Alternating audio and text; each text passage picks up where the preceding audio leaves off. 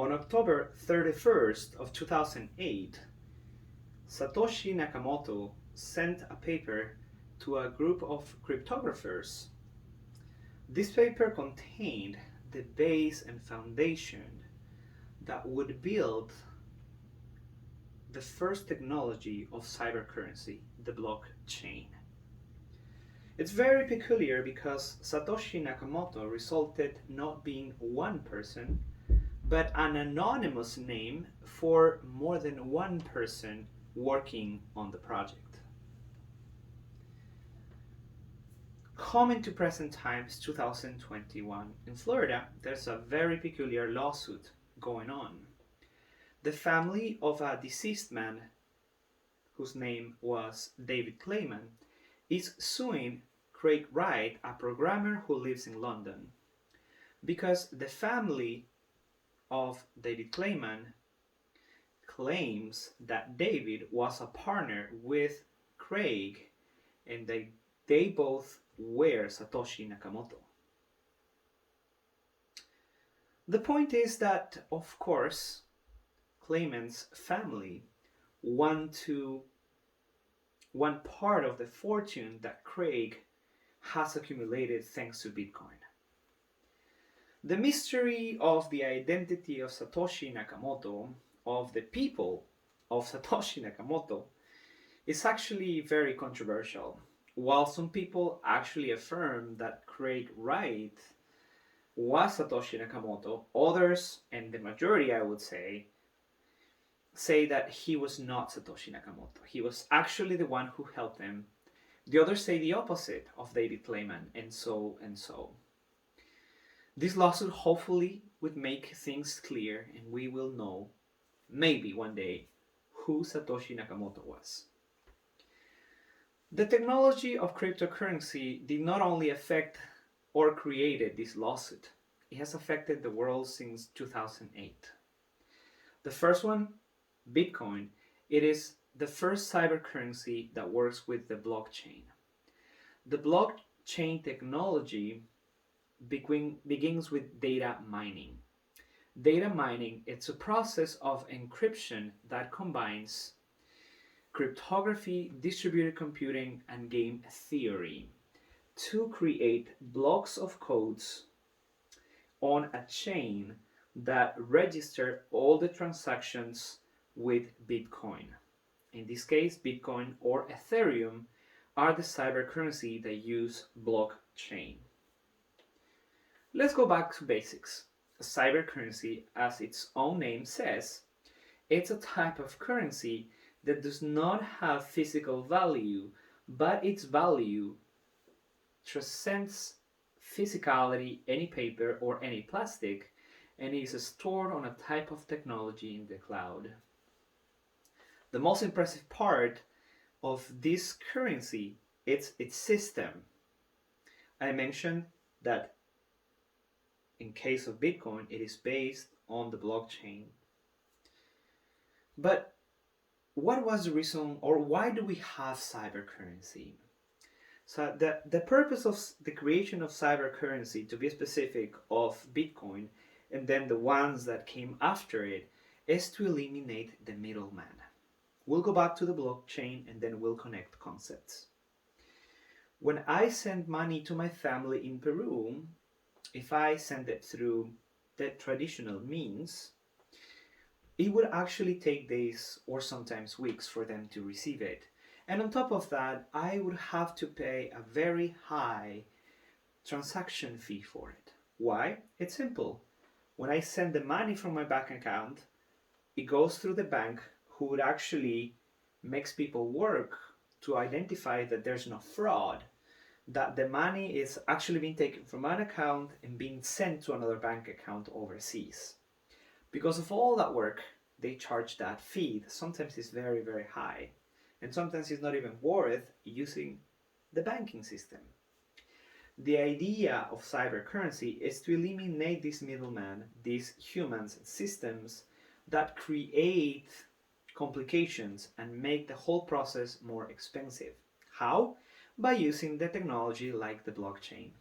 The blockchain, as I was saying, coming back to the point, It simulates a block of codes that it is chained to many other blocks that register the transactions, all the transactions of cybercurrency, all of them. Just imagine all of them on a chain. Now, we need to understand that these blocks come from servers, supercomputers around the world. And we're going to talk about the servers and their consequences later on. But the most important thing to understand now is that the technology of the blockchain allows cybercurrency to be very safe, secure, and much cheaper by eliminating the middleman. How? Because all the transactions are registered in one block, but not on one block only, but in all the chain of blocks. And this block might be, this is just an example, on this computer, while the next block on the chain might be on a computer overseas or around the world, and the other blocks are in other computers and so on, different servers. If someone wants to hack my transaction or deviate my transaction to another bank account, that hacker would not only have to enter the wrong information in the block, in one block, but into the other blocks around the world, which is an impossible task.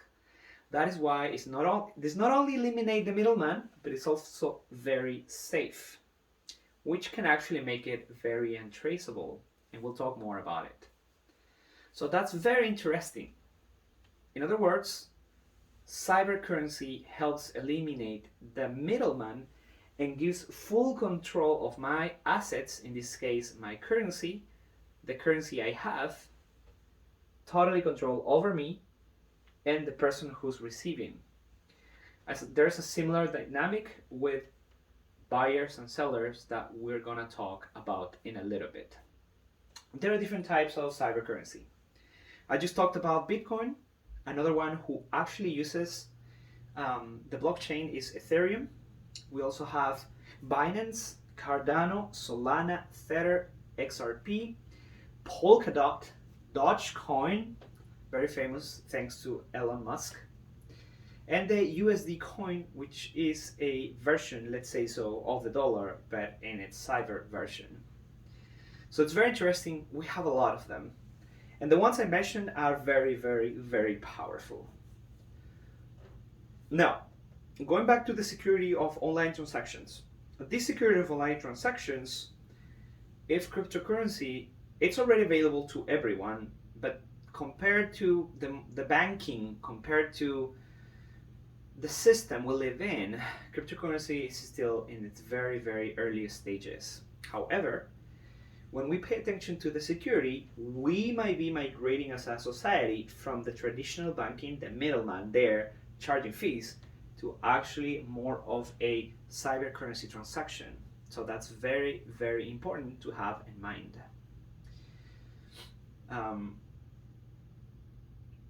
It's very interesting to understand also how cryptocurrency can be very volatile, right? It can change from one day to another and so on. So a very good example of this is Dogecoin. Dogecoin, some people say that, was born because of a meme, the meme of the dog and so on. So the important thing, besides going to, Dogecoin history and so is to understand that Elon Musk tweeted about Dogecoin. Then he actually became an investor and he generated momentum. This is very important for the following quote. The references are going to be at the end of the presentation, and I quote, "The evolution of cryptocurrency prices is linked to cryptocurrency production factors. At the same time, the returns of cryptocurrency can be predicted by two factors specific to its markets, momentum and investor attention. In contrast to the equity market, we show that the momentum result and the investment attention result are distinct phenomena and that there is only limited interaction between them." So it's very interesting that, yes, while online currency can be very safe, it can actually change drastically from one day to another. And that could be proven and hopefully that's going to happen in the future. But what are the impacts of cryptocurrency on society? As I said, we're going to eliminate the middleman, but that does not only work for monetary transactions, it also works for retail, for art, and for wealth distribution. What do I mean? Uh, One of the best examples of how cryptocurrency is impacting society is through NFTs. NFTs are pretty much works of art, images sold in the crypto network. When you buy it, you're buying a copy of an artwork. There are many who actually criticize these NFTs because they say that one is actually paying a very high price for a picture one can download anywhere else. Let's have clarity on this. First of all, you're paying for a copy of a work of art. You're paying for a copy of a painting, like the one I have here, but a copy, a digital copy. That copy, of course, is not going to be of the highest quality. It's going to be a good quality. It's not going to be of the highest, but it's going to by eliminating the middleman, by eliminating companies, intermediaries, distribution, and so on. So it provides total control of the artist over their art so that they can sell secured and safe copies to customers, generating, fair wealth. The same thing we can talk about musicians and other types of art. And in general, hopefully, the blockchain technology would actually be very helpful in future purposes for wealth distribution and to actually pay people what they deserve. So that's very important. For instance, we can also use the blockchain technology and cybercurrency to help countries who are completely blocked internationally, like Venezuela. Venezuela is in a very, very current, awful crisis where, if we talk about not cybercurrency, but let's say so normal currency, buying a banana can be very expensive in Venezuela. But thanks to cryptocurrency, we could probably cross the bridge and make donations be there without, the potential fraud of being stolen or different things, or being hacked, of course. That's very, very important to understand. For example, WikiLeaks in 2010, and I'm not saying that this is good or bad, this is just an example of how cybercurrency can impact.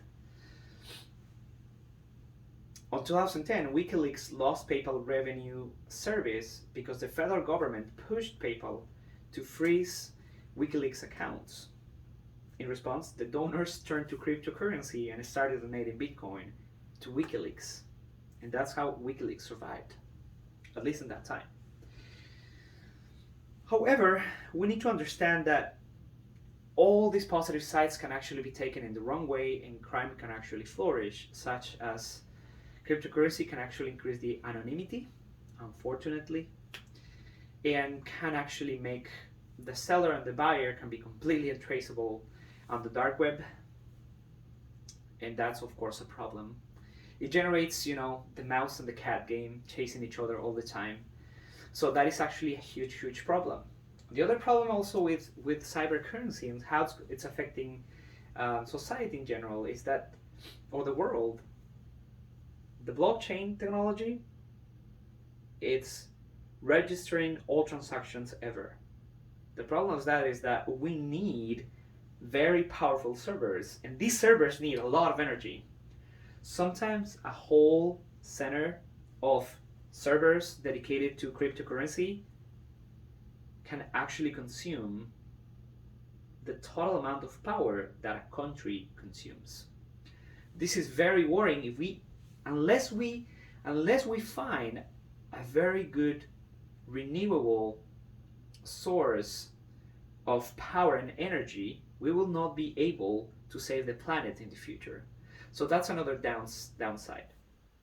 Cybercrimes and cryptocurrency. We also need to understand the cybercrimes committed in the crypto world can influence the value, the monetary value on cryptocurrency. And that is, of course, a huge impact that we need to take into account. Some researchers, for example, found that on the 18th of December of 2017, indicative of substantial loss of confidence in the cryptocurrency market during the time where multiple significant cybercrime events happened. So that is very important. As I said, cybercurrency can change from one day to another, and crimes make it a little worse. Cybercrimes. Now, let's talk about the federal regulation and the US. How is the US regulating this? Right. For example, on when I talked about how WikiLeaks was funded thanks to donors and Bitcoin, and the federal government couldn't do anything about it. The honest truth is that, that's redundant, the truth is that the federal government, speaking about the US, has not established a very clear line on how to regulate cryptocurrency yet. But this is the approach, and hopefully we're actually going to have something very, very clear in the future. This is clear, but we need to do much better. And I quote, let me see here. Despite a large number of cryptocurrency investors and blockchain firms in the United States, the country hasn't yet developed a clear regulatory framework for the asset class. The Securities and Exchange Commission, SEC, typically views cryptocurrency as a security, while the Commodity Futures Trading Commission calls Bitcoin a commodity, and the Treasury calls it a currency. Crypto exchanges in the United States fall under the regulatory scope of the Bank Secretary Act and must register with Financial Crimes Enforcement Network. They are also required to comply with anti-money laundering and combating financing of terrorism obligations. Meanwhile, and I remember this due to my taxes last year, and I'm going to do it again soon, we're all going to do it again, coming back to the quote, meanwhile, the Internal Revenue Services classifies cryptocurrencies as property for federal income tax purposes. Crypto investors should closely monitor a high-profile court case between Ripple Labs, Inc. and the SEC, as well as threats by the agency to sue leading digital currency exchange Coinbase Global Inc. for further regulatory clarity. So we have different approaches. We still need to do much more. As with technology, everything happens so fast, and sometimes we are caught in still processing what's going on. When we eliminate the middleman from our lives, yes, that's great, but when there's no authority, that could actually cause chaos. Ultimately, the balance is going to be on us to actually find what is right and what can actually make the world better. I think the blockchain technology and cybercurrency has changed the world for the best, but I will not deny that it's actually bringing the ugliest parts of humanity. We can hope that society as a whole, we have the values we need to balance and to do good things with the blockchain. And we also hope that politics, rules, regulations do not only come on a local level, on a country level, but on a worldwide level, so that we can have a safe future. Thank you.